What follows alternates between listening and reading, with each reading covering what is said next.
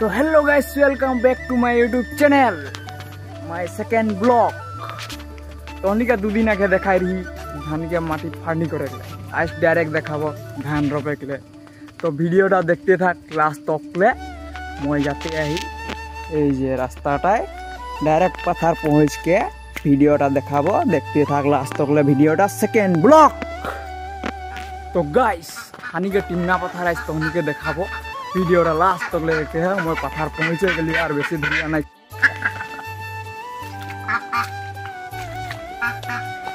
तो गाइस देखते था मैं टिमना पथार पहुँच गए। एरा हानि के पथार लगे जो बसंती खड़ा हो वाला है एगला लगा लगी हो गए जो धान टिमना पथार देख ले। एरा जेठी लगे हानि के ये बसंती खड़ा वाला है आज बहुत कष्ट होले एकर। तो गाइस पथार पहुँच गली तो हनी के एखन देखाबो धान रोपनी जिला के मशीन हनी के बस उल्टोला है ये एखन धान रोपा देखते था ये मशीन।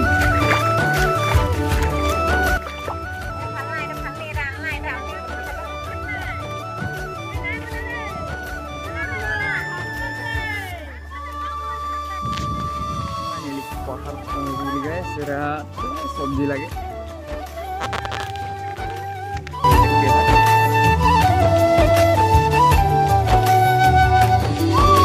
तो वीडियो इतना टाटा बाय बाय नेक्स्ट वीडियो में